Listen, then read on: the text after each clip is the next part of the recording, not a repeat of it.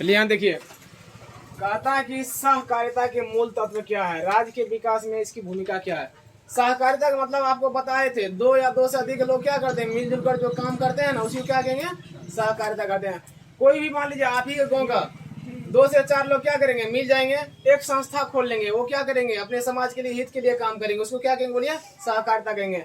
बोलिए सहकारिता में सुरक्षा पूर्वक लोग जुड़ सकते हैं ना, जुड़ सकते हैं, आराम से उसमें जुड़ सकते हैं, उससे अलग हो सकते हैं। अभी मान लीजिए कोई ब्रांच खोल लिया कि कहता है कि हम अपने राज्य के लिए काम करेंगे, अगर उस मेरा मन हुआ तो हम भी उसमें आराम से जुड़ सकते हैं, वो हमको आराम से जोड़ लेगा, है ना। क्यों? क्योंकि उससे क्या होगा, उसका ही बेनिफिट होगा। कहता है सहकारिता का मूल तत्व, पहला देखिए, पहला मूल तत्व क्या होता है, कहता है इसकी सदस्यता स्वैच्छिक है, यानी ये अपने स्वेच्छा से सदस्य उसका ग्रहण कर सकते हैं ना। अगर आपका मन होता है तो आप क्या किसी सत्संग में जाने के लिए आपको किसी का अनुमति चाहिए कि अपने से जा सकते हैं, बोलिए अपने से जा सकते हैं। उसी प्रकार यहाँ पे कहेंगे, अगर आपको इसका सदस्य बनना है, किसका, सहकारिता का सदस्य बनना है, तो आप स्वेच्छा यानी अपने मन से उसमें जुड़ सकते हैं, इसमें कोई किसी का दबाव नहीं होगा ना। इसका सदस्य बनने के लिए कोई किसी पर दबाव नहीं डाल सकता, लोग इच्छा होने पर इसकी सदस्यता ग्रहण कर लेते हैं। समझे कि नहीं समझे? अभी मान लीजिए कहीं पे प्रवचन हो रहा है, उसमें आप आराम से जाते हैं, आराम से चले आते हैं, किसी का जरूरत पड़ता है नहीं। ये भी एक वैसा ही संस्था है सहकारिता, जिसमें लोगों क्या करते हैं, मिलजुल कर काम करके और प्रॉफिट कमाते हैं, तो यही सहकारिता है। तो वो अपने से, बोलिए इसमें किसी का दबाव नहीं पड़ता है, अपने से जुड़ जाइए, फिर अलग होना तो अलग भी हो सकते हैं। देखिए दूसरा क्या मूल तत्व इसका प्रबंधन तथा संचालन जनतांत्रिक आधार पर होता है। इसके सदस्यों के बीच धनी गरीब अथवा अन्य किसी भी प्रकार का भेदभाव नहीं होता है। बोलिए ये देखिए कितना अच्छा है। कहता है कि इसमें आप ये नहीं कि मेरे ही गांव का था, मेरे ही गांव का जुड़िए, आप कहीं से भी है वहां से आके जुड़ जाइए, कोई दिक्कत नहीं, हम आपको ले लेंगे। इसमें कहता भेदभाव नहीं होता है। ऐसा नहीं कि हम 5 लोग अमीर मिल के अगर खोले हैं संस्था तो आप नहीं जुड़ सकते हैं, आप गरीब हैं तो आप भी जुड़ सकते हैं और इसमें काम कर सकते हैं ना।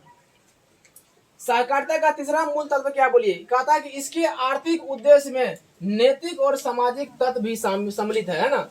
इसका कहने का क्या तात्पर्य है, देखिए अभी मान लीजिए मिलकर सभी काम कर रहे हैं, 5,000 फायदा हुआ। जब 5,000 फायदा हुआ, मान लीजिए 5,000 फायदा हुआ, तो क्या बोलिए सभी मिलजुल कर वो रुपया लेंगे कि अकेले कोई घोटाला कर लेंगे? सभी बराबर हिस्सा लेंगे। तो उसी को कहते हैं नैतिक और सामाजिक तत्व। नैतिक का मतलब क्या, कि आपके मन में किसी प्रकार का कटौती न हो, है ना, किसी प्रकार का भेदभाव नहीं हो, किसी प्रकार का आपको कि हम लूटने का फिराक में आप नहीं रहे, तो उसी को हम क्या कहेंगे, बोलिए ये नैतिक उसका विचार होना चाहिए, है ना। यही कहता है 3 पॉइंट है कि आप इसमें आराम से जुड़ सकते हैं, है ना, आप आराम से इसका सदस्यता ग्रहण कर सकते हैं। उसके बाद इसमें दूसरा पॉइंट है, आपका भेदभाव इसमें नहीं है, आप चाहे गरीब रहिए अमीर रहिए, इसमें आराम से आप रह सकते हैं, किसी तरह का भेदभाव नहीं है कि आप दूसरा जाति है हम दूसरा जाति है, इसमें कोई प्रकार का भेदभाव नहीं है। तीसरा में बोलिए सबका विचार क्या होता है, बढ़िया विचार होता है, लूटने का किसी का विचार नहीं होता। तो यही आपका मूल तत्व है। क्या ये याद करना है, समझने की चीज है, याद करने की चीज है? बोलिए समझ जाएंगे तो इससे भी ज्यादा आप लिख सकते हैं ना, तो समझने में फोकस करिएगा। देखिए क्या कहता है, इसका लास्ट क्वेश्चन क्या था, कहता राज्य के विकास में सहकारिता क्या भूमिका है। देखिए कहता है कि राज्य के विकास में क्या भूमिका है सहकारिता को, उसके बारे में देखते हैं। बिहार में, बोलिए बिहार में सभी लोग किस पे निर्भर है, बोलिए कृषि पे निर्भर। किस पे निर्भर है, तो कहेंगे बिहार में कुल जनसंख्या का 80% भाग कृषि पर निर्भर है। कितना लोग, बोलिए अगर बिहार में 100 लोग है तो 80 लोग किस पे निर्भर, बोलिए कृषि पर निर्भर, है ना।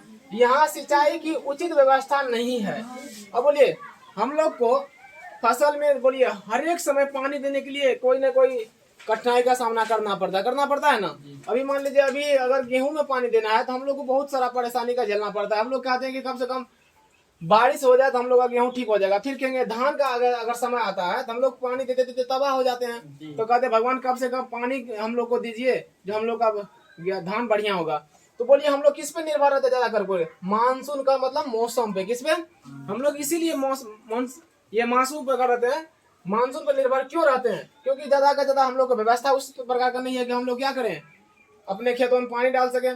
तो लेकिन क्या कहता है, प्रतिवर्ष मानसून धोखा दे जाता है। बोले कहने के सुनने में आता है कि इस बार वर्षा नहीं हुआ, इसी कारण धान में क्या हुआ, पानी ज्यादा नहीं होने के कारण धान का कम उपज हो गया। इसके कारण लोगों को अनेक कुटीर उद्योग लगाना है। कुटीर उद्योग का मतलब होता है छोटा छोटा उद्योग, है ना। अभी देखे होंगे कहता है कि वहां पे जो नलकूप लगाया गया है ना, नलकूप वो किस पे चल रहा है? सौर प्लेट पर चल रहा है। किस पे चल रहा है? सौर प्लेट पे, है ना। सौर प्लेट पर अगर चलने का कारण है कि ये कौन लगाता है बोलिए? सहकारिता के आधार पर ही चलता है। किसके आधार पर चलता है? सहकारिता के। ये सारे कार्य लगभग सहकारिता के आधार पर चलाए जाते हैं। मैक्सिमम काम जो है कृषि विभाग में कौन करता है बोलिए? यही सहकारिता विभाग करता है। कौन करता है? सहकारिता विभाग करता है। तो ये आपका कहता है कि राज्य के क्षेत्र में जो आप इसका योगदान है ना, राज्य के क्षेत्र में ये अपना योगदान इतना करता है कि कृषि कम से कम बचा रहे। अगर कृषि रहेगा तो हम लोग का लाइफ भी बचा रहेगा।